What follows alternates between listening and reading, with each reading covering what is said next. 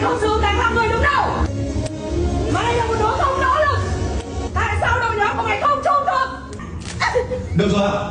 Tại sao đội nhóm của mày cho đến giờ phút này mày vẫn chưa bùng nổ? Hả Tuyết?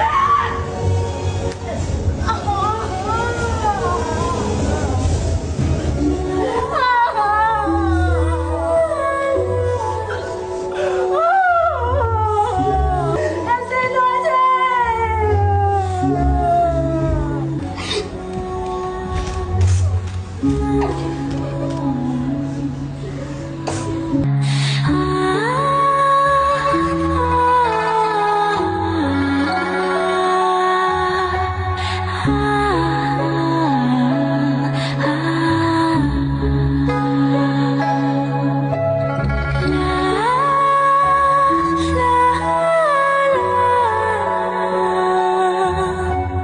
La